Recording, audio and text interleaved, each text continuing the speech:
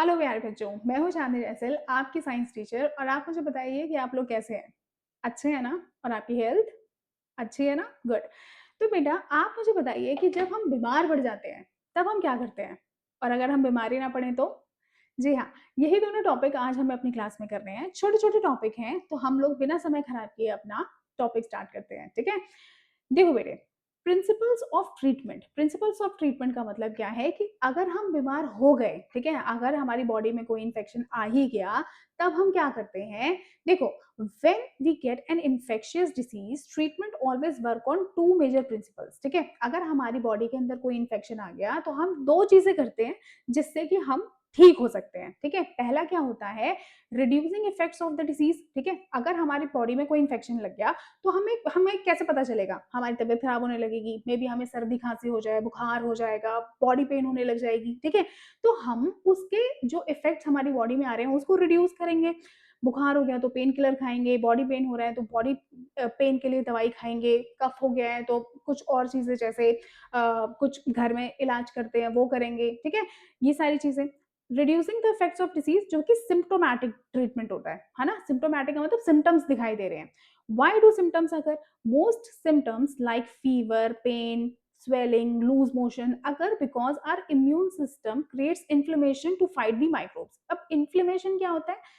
Inflammation होता है जैसे हमारी बॉडी के अंदर कुछ रेडनेस, हमारी जो बॉडी सेल्स होती हैं उनके अंदर रेडनेस होने लग जाएगा, ठीक है। और हीट होने लग जाएगी वो चीजें, ठीक है। ये सारी चीजें होती हैं। बर्निंग सेंसेशन टाइप का आएगा। तो हमारा जब इम्यून बॉडी में कोई भी इंफेक्शन आने के बाद जब इम्यून सिस्टम एक्टिवेट होता है ना, तो बॉडी में कुछ इन्फ्लेमेशन आने लग जाती है। हमारा इम्यून सिस्टम उस जो इन्फेक्शन है उसके अगेंस्ट फाइट कर रहा होता है, जिसकी वजह से हमें सिम्टम्स दिखाई देते हैं, जैसे फीवर हो जाता है। What does symptomatic treatments do, ठीक है। और जब ये सिम्टम्स आ जाते हैं फिर क्या होता है? It reduces discomfort by controlling these symptoms, ठीक है।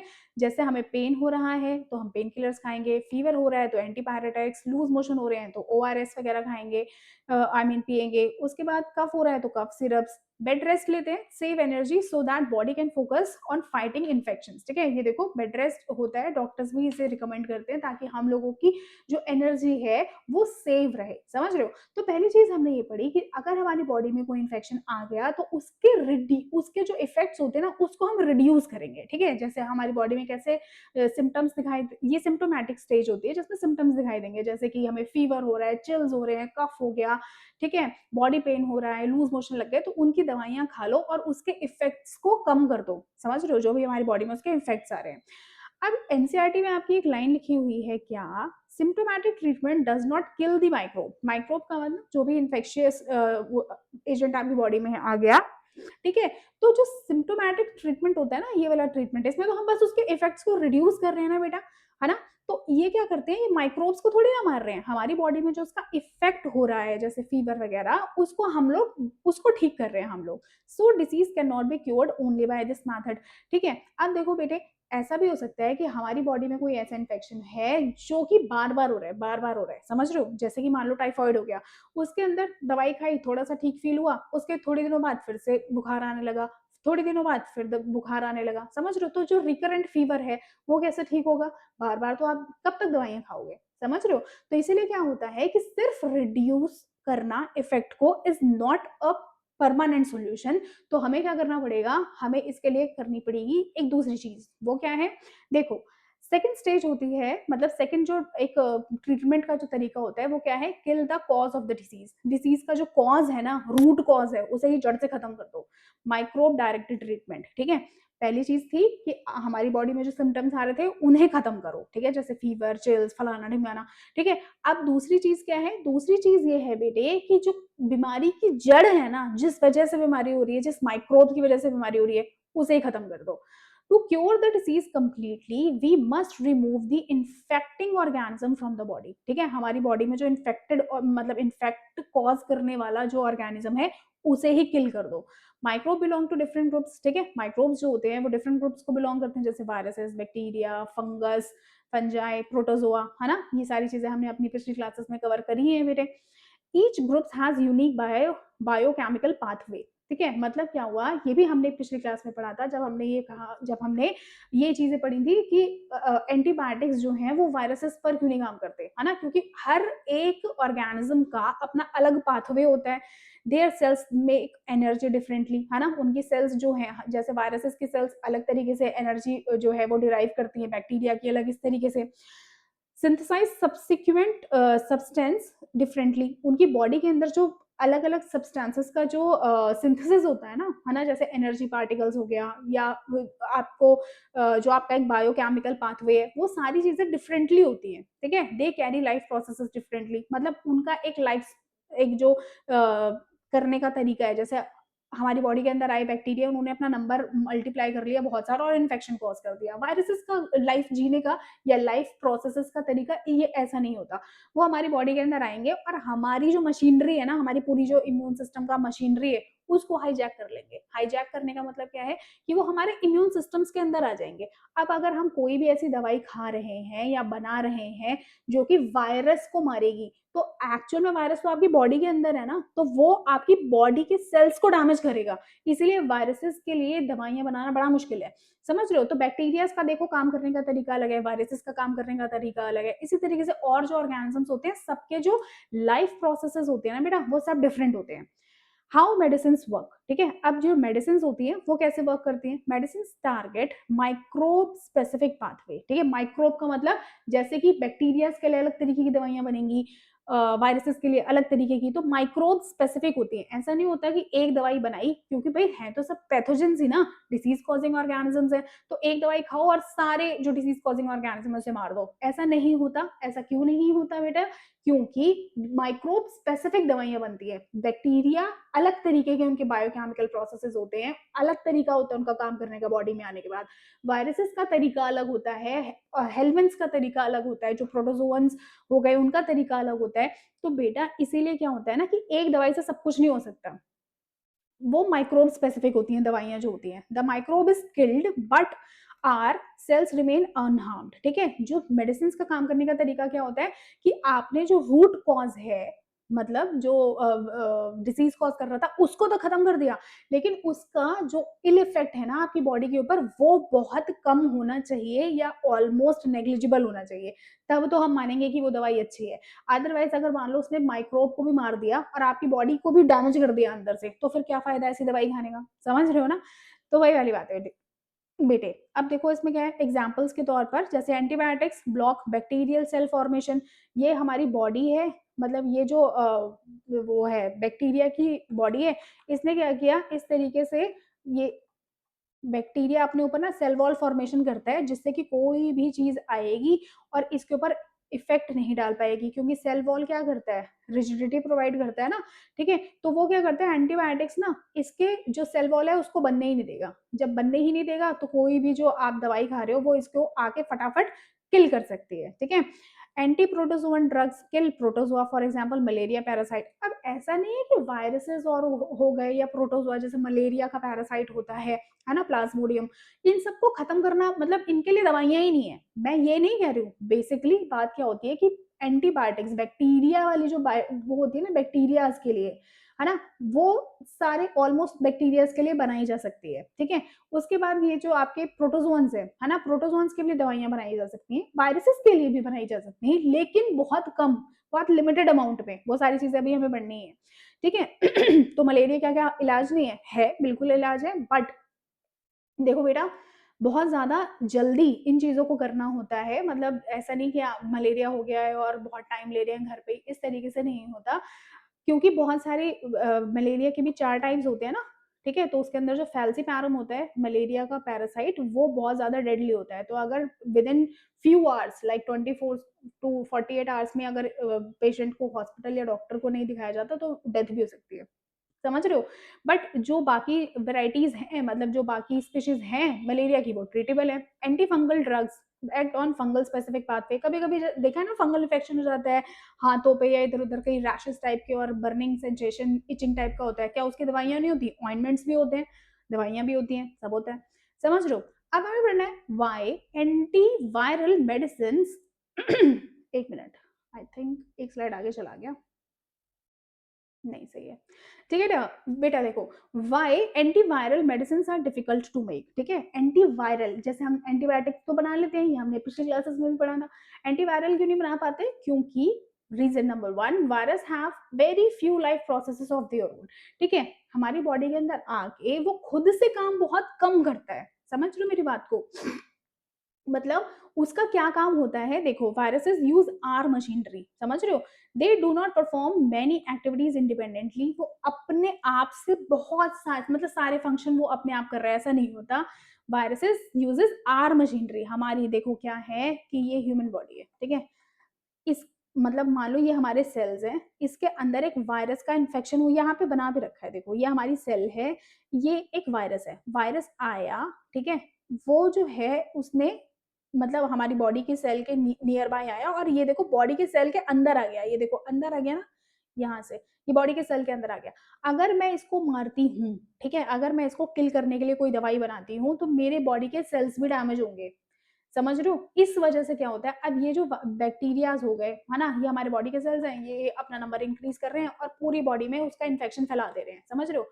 तो बहुत कम ही इस तरीके से चीजें होती हैं कि वो पेनिट्रेट करें सेल्स के अंदर, समझ रहे हो? करते हैं, नो डाउट, ठीक है? मलेरिया का पैरासाइट भी करता है, आरबीसीज को, लिवर सेल्स को डैमेज करता है, करते हैं, ठीक है? लेकिन वायरसेस का तो ये काम करने का ही तरीका है कि वो अपना नंबर इंक्रीज तो क्या ही करेंगे, अपना नंबर वो इंक्रीज करेंगे सेल्स के अंदर जाके, ह्यूमन सेल्स के अंदर जाके, ठीक है? और फिर डैमेज करेंगे।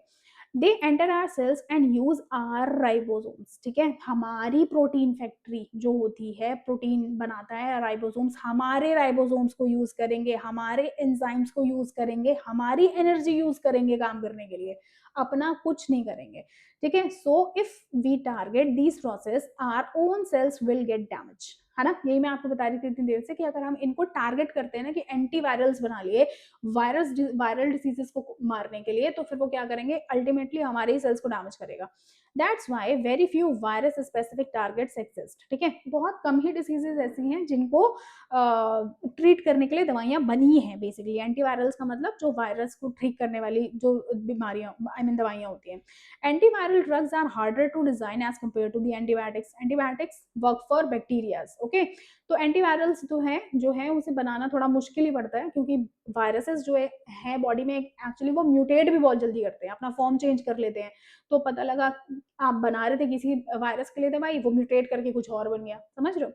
एनसीईआरटी क्या कहती है, स्टिल सम एंटीवायरल्स एक्सिस्ट, कुछ कुछ एंटीवायरल्स फिर भी एग्जिस्ट करते हैं, medicine that control control HIV infection, ठीक है? It only controls HIV infection, not completely cures it, ठीक है?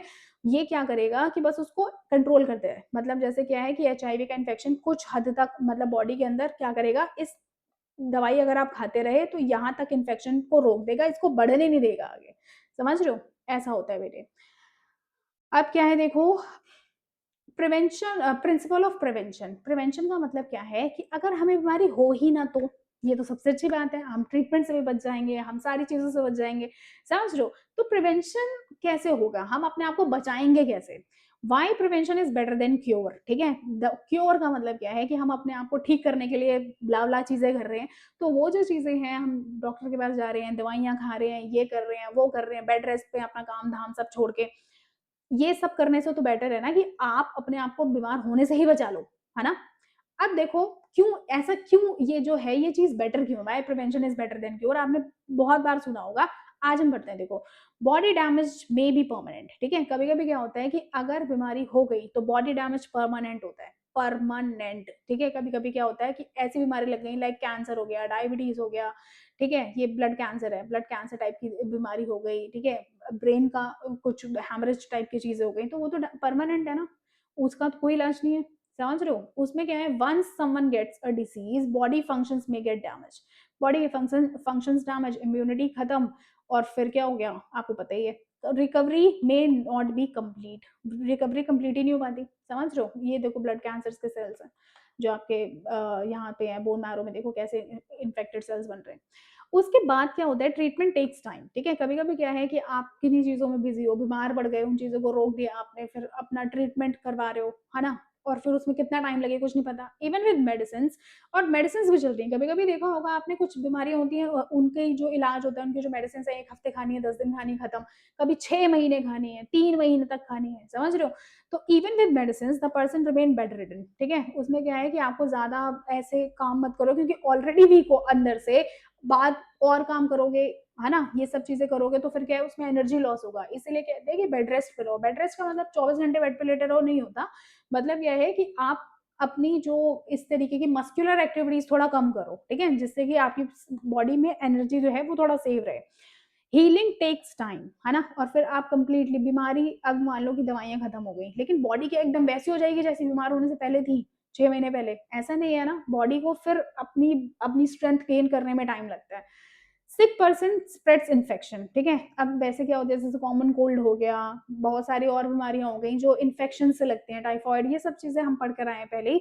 अ person suffering from an infectious disease acts as a source, ठीक है? वो सोर्स की तरह एक्ट करता है और क्या करता है, माइक्रोब्स स्प्रेड्स टू अदर्स। जैसे ये देखो, ये अब लड़का है, इसने क्या किया, स्नीज़ किया और सारे माइक्रोब्स जो हैं वो फैला दिया एनवायरनमेंट में। ये भी कैच कर लेगा अब इन्फेक्शन, समझ रहे हो? A big chain of infection can form, और फिर ये बाहर जाएगा, ये दूसरा इन्फेक्शन कॉज़ करेगा, फिर वो दूसरा, फिर ऐसे-ऐसे करके एक चेन बन जाती है पूरी। जैसे कोविड सबसे बेहतरीन एग्ज़ाम्पल है, कोविड-19, ठीक है? कहाँ हुआ था, कौन-सी कंट्री? चाइना में स्टार्ट हुआ था, और पूरा वर्ल्ड किस तरीके से इससे पीड़ित था, ठीक है? कितना ज़्यादा डैमेज फैलाया है इसने। देयरफॉर ट्रीटमेंट इज़ सेफर, ठीक है? I mean sorry, prevention is safer, ठीक है? आप अपने आप को प्रिवेंट कर लो, वो बहुत बढ़िया है, ईज़ियर और बेटर देन ट्रीटमेंट, है ना? ट्रीटमेंट कराने से बहुत बेटर है कि आप अपने आप को द बीमार होने से ही बचा लो। How can we prevent disease? अब आप मुझे बताओ कि हाँ, ये तो बेटर है। क्यों बेटर है? क्योंकि 3 पॉइंट्स हमने पढ़े, परमानेंट डैमेज हो जाता है, बहुत लंबा टाइम लगता है, और हम एक सोर्स की तरह एक्ट करने लग जाते हैं अगर बीमारी हो गई तो। अब बीमारी को बचाना तो ज़रूरी है। हम चाहते हैं कि हम बीमारी ना पड़े, लेकिन कैसे ना पड़े बीमार, समझ रहे हो? तो उसके भी कुछ तरीके होते हैं, 2 तरीके होते हैं, समझ रहे हो? 2 वेज़ हैं। पहला तो है एक general way of preventing exposure. मतलब क्या है कि हम क्या करें, अपने आप को बीमार ना पड़ने दें। बीमार ना पड़ने दें मतलब these depends on public hygiene and living conditions, ठीक है? जैसे कि प्रिवेंटिंग एयरबॉर्न इन्फेक्शंस। हमने इन्फेक्शंस के कुछ टाइप्स पढ़े थे ना, एयरबॉर्न, वाटरबॉर्न, ये वेक्टर बॉर्न और सेक्सुअली ट्रांसमिटेड डिसीज। अगर हम उन इन्फेक्शंस को होने से रोक दें तो फिर हम बीमार पड़ने से बच जाएंगे, बिल्कुल बच जाएंगे। Preventing airborne infections, avoid crowded places, है ना? गुड वेंटिलेशन होना चाहिए, ये देखो वेंटिलेशन अच्छा होना चाहिए, क्लीन सराउंडिंग्स होनी चाहिए, तो फिर हम बीमार होने से बचे रहेंगे। प्रिवेंटिंग वाटर बॉर्न डिसीजेस, मतलब क्या है, पानी से जो हम जो कंटामिनेटेड वाटर होता है वो पी लेते हैं, या वो हमारे फूड के थ्रू हमारी बॉडी में चला जाता है, उसको रोक दें। Safe drinking water, water purification या बॉइलिंग, ये देखो, या तो क्लोरिनेटेड वाटर का यूज करो या तो बॉईल करके पानी पियो। क्लीन वाटर स्टोरेज, ठीक है? जहाँ पे हमारा वाटर स्टोर भी होता है, उसको भी हम क्या करें, उसको भी क्लीन करें। जैसे वो होते हैं, हम लोग प्यूरीफायर्स वगैरह लगवाते हैं ना, तो उसकी भी हमें क्या करवाते रहना चाहिए, जो किट्स हैं उन्हें चेंज करवाते रहना चाहिए, ठीक है? Preventing waterborne infections, waterborne I mean sorry, vector borne का मतलब क्या होता है, बताया था ना मैंने, ऑर्गेनिजम्स जो इन्फेक्शन को एक जगह से दूसरी जगह पहुंचाते हैं। जैसे आपके बहुत सारे एनिमल्स होते हैं या बहुत सारे इंसेक्ट्स होते हैं, जैसे मॉस्किटोज हो गए, डॉग्स हो गए, मैंने आपको ये स्कंक्स वगैरह के बारे में पिछली क्लास में बताया था। Clean environment, no stagnant water, रुका हुआ पानी कहीं नहीं होना चाहिए जिसमें मच्छर बने और ये सब चीजें। प्रिवेंट मॉस्किटो ब्रीडिंग, है ना? मॉस्किटोज की ब्रीडिंग को आप रोको। क्लीन सराउंडिंग्स, जैसे ये होता है सिट्रोनेला, सिट्रोनेला कैंडल्स होती हैं, है ना? ये जला दी तो देखो मच्छर सारे मर गए। क्लीन रखो अपना एनवायरनमेंट सो दैट मच्छर वगैरह बने ही ना। Public hygiene is most important method for preventing infectious disease. ये भी हमने इस बारे में बात करी थी कि हमारा घर तो साफ सुथरा है, लेकिन अगर बाहर का एनवायरनमेंट खराब है तो बाहर से इन्फेक्शन अंदर आ जाएगा। तो इसीलिए क्या है कि पब्लिक हाइजीन भी मेंटेन रखना बहुत इंपॉर्टेंट पार्ट होता है, ठीक है? दूसरी चीज हम क्या कर सकते हैं, पहले तो हमने क्या किया कि ये सारी जो वाटर बॉर्न, वेक्टर बॉर्न, ये सारी एयर बॉर्न और इस तरीके की डिसीजेस को हम लोग रोक लें। दूसरा क्या कर सकते हैं, स्ट्रेंथनिंग द इम्यून सिस्टम, अपनी इम्यूनिटी को अच्छा कर लें। आपने ये देखा होगा कि हमारी क्लास होती है, क्लास में एक बच्चे को कोल्ड था, वो बहुत सारे बच्चों के जो है वो उसके आसपास बहुत सारे बच्चे आते हैं, कुछ ये जो वायरस होता है, इसको कैच कर लेते हैं, कुछ नहीं करते, समझ रहे हो? ऐसा थोड़ी है कि वो जिस जिस बच्चे को कोल्ड है, वो जिन-जिन के कॉन्टैक्ट में आया सबको कोल्ड हो गया, ऐसा नहीं होता, समझ रहे हो? क्योंकि किसी-किसी की इम्यूनिटी बहुत स्ट्रॉन्ग होती है, वो इस इन्फेक्शन को बॉडी के अंदर आने ही नहीं देगा। मतलब बॉडी के अंदर आने तो देगा लेकिन उस जो वायरस है ना, उसको बॉडी के ऊपर एक्ट नहीं करने देगा। तो वही है कि आप क्या करोगे, इम्यून सिस्टम को स्ट्रेंथन कर लो। Our body has special cells that constantly kill microbes, ठीक है? जैसे हमारी बॉडी के अंदर फाइट करने के लिए डब्ल्यूबीसीज़ होते हैं, है ना? ये सारी जो चीज़ें होती हैं और हमारे इम्यून सिस्टम का पार्ट होती हैं ये, ठीक है?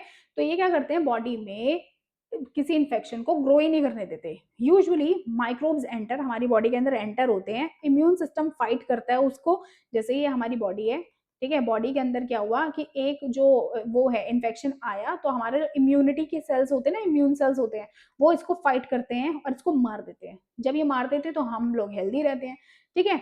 वी डोंट फॉल सिक और इस वजह से इम्यून सिस्टम के फाइट करने से हम लोग सिक ही नहीं होते क्योंकि इन्फेक्शन को वो खत्म कर देते हैं। समझ रहे हो बेटा?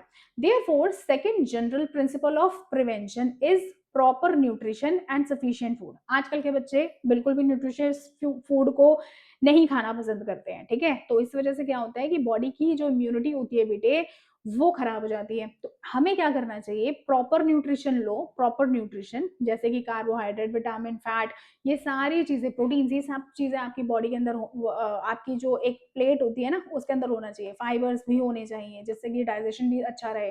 सफिशिएंट फूड, वाटर भी अच्छे से, वाटर इनटेक अच्छा होना चाहिए। A well nourished body can fight infections better. ये तो सबको पता है कि हमारी बॉडी की अगर हम बिल्कुल बैलेंस डाइट ले रहे हैं, अगर हमारी इम्यूनिटी अच्छी है, तो हम बीमार कम पड़ते हैं।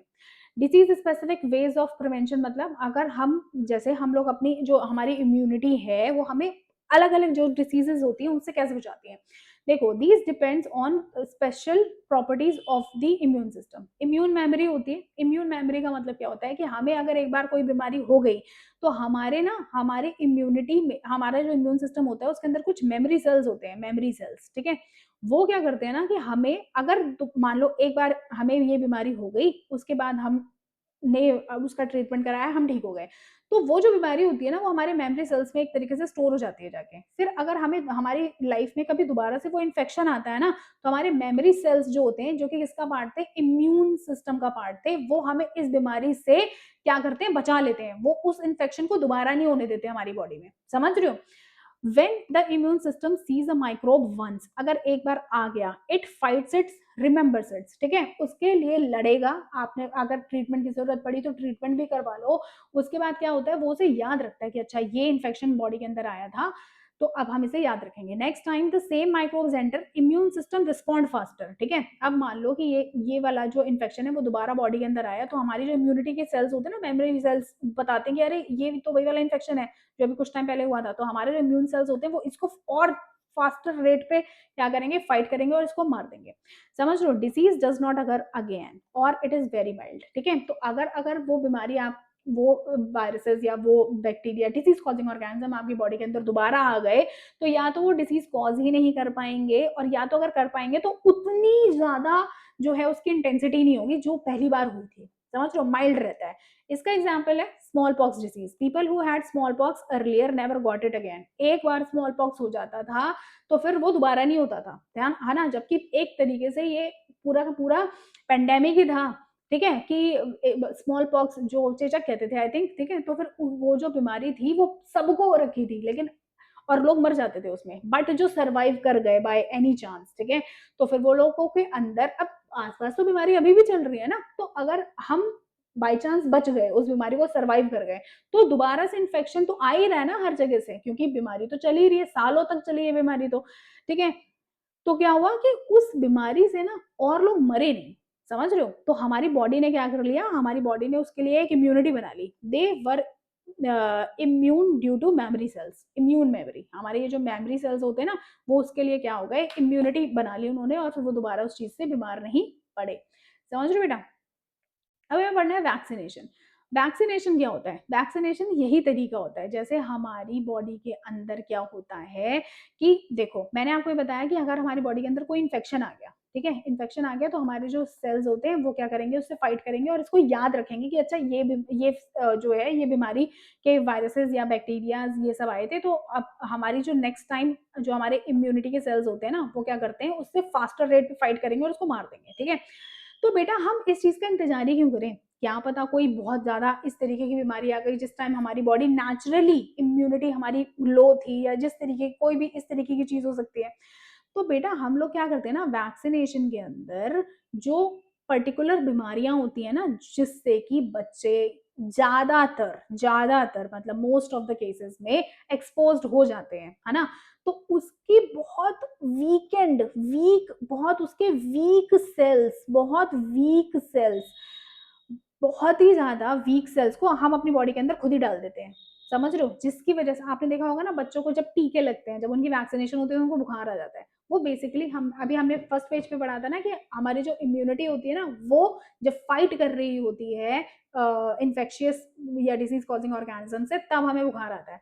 ठीक है? तो वही क्या होता है कि जब वैक्सीनेशन के अंदर ना बहुत देखो, अगर हम बिल्कुल ही प्रॉपर वर्किंग वायरस डाल दिया बॉडी के अंदर, तो हम बीमार ही पड़ गए ना। ये तो वही वाली बात है कि फालतू में जाके बीमारी ले ली। समझ रहे हो? ऐसा नहीं। जो भी बीमारी का एक बहुत वीक पार्ट होता है, वीक एक जो सेल्स होंगे ना, उन्हें बहुत वीक करके हमारी बॉडी के अंदर डाल दिया जाएगा। अब वीक कर दिया तो हम बीमार तो पड़ेंगे नहीं, है ना? वीक करके किसी बीमारी को हमारे मतलब जो इन्फेक्शन है उसको हमारी बॉडी के अंदर डाला जाएगा, तो हम बीमार तो पड़ेंगे नहीं, लेकिन और हमारी जो इम्यूनिटी के सेल्स हैं वो उसे मार भी देंगे। मार देंगे, है ना? और याद भी रखेंगे, ठीक है? तो हमें कभी जब हमारी लाइफ टाइम में वो बीमारी हमारी बॉडी के अंदर वो हमारी बॉडी के अंदर आएगी, तो हमारे जो सेल्स हैं वो उसको याद रखेंगे और फिर से उसको मार के भगा देंगे, तो हमें वो बीमारी होगी नहीं। यही पूरा कॉन्सेप्ट है वैक्सीनेशन का। समझ रहे हो? Vaccination is the fooling our immune system. हम अपने इम्यून सिस्टम को क्या कर रहे हैं बेटे? उल्लू बना रहे हैं। अब वीकेंड और किल्ड माइक्रोब, है ना? हम लोग क्या करते हैं, वीकेंड और किल माइक्रोब को अपनी बॉडी के अंदर इंजेक्ट कर लेते हैं। देखो डॉक्टर साहब यही कर रहे हैं। माइक्रोब्स लाइक मटेरियल, ये जो माइक्रोब लाइक मटेरियल का मतलब वो जो इन्फेक्शियस पार्टिकल्स होते हैं, these does not cause disease, क्योंकि वो डिसीज कॉज ही नहीं कर सकते ना, क्योंकि हमने उनको इतना वीक कर दिया है कि बॉडी के अंदर जाएंगे, हमारा इम्यून सिस्टम एक्टिवेट होगा और वो उसको खत्म कर देगा। बॉडी फॉर्म्स मेमोरी, और फिर इससे क्या होगा, हमारी जो बॉडी है वो एक मेमोरी भी फॉर्म कर लेगी, प्रोटेक्ट्स अगेंस्ट फ्यूचर अटैक, और हमारी बॉडी को फ्यूचर अटैक से जो है वो प्रोटेक्ट रखेगी। अवेलेबल वैक्सीन जो है टिटनेस, डिप्थीरिया, वूपिंग कफ, देखो बेटा इन तीनों की तो एक ही होती है, डीपीटी। डीपीटी के टीके या डीपीटी की वैक्सीनेशन होती है छोटे बच्चों में, डिप्थीरिया, पर्ट्यूसिस और टिटनेस। पर्ट्यूसिस जो होता है, पर्ट्यूसिस को ही वूपिंग कफ कहते हैं, ठीक है? ये दोनों बराबर मतलब ये दोनों एक ही चीज है। काली खांसी भी बोलते हैं इनको। समझ रहे हो? रेस्पिरेटरी जो ऑर्गन्स होते हैं उनकी होती हैं ये बीमारियां। मीजल्स, पोलियो और मैनी अदर्स। मीजल्स जो होता है ना, इसका भी एमएमआर होता है। मीजल, मम्स और रुबेला, इन सबके तो टीके जो होते हैं ना, वो बच्चों मतलब वैक्सीनेशन बच्चों को बचपन में ही हो जाती है, ठीक है? पोलियो भी बहुत ज्यादा वैसी बीमारी थी, लेकिन इतना इसका जो है वो एड्स हुई, कैंपेन्स चले, और फिर अब ऑलमोस्ट पोलियो के केसेस नेग्लिजिबल ही हैं, लेकिन बहुत जो गांव हैं, जो रिमोट विलेजेस हैं, जहाँ पे इन सब चीज़ों की अवेलेबिलिटी बहुत कम है, नॉलेज बहुत कम है, वहाँ पे कुछ केसेस मिल जाते हैं, लेकिन अब पोलियो ऑलमोस्ट खत्म हो चुका है। These forms a part of childhood immunisation programs, है ना? बताया ना मैंने, डीपीटी हो गया, एमएमआर हो गया, बीसीजी के बारे में मैं आपको बता कर ही आई हूँ, ठीक है? बैसिलस कैलेमिटी ग्यूरीन बताया था मैंने इसके बारे में भी आपको।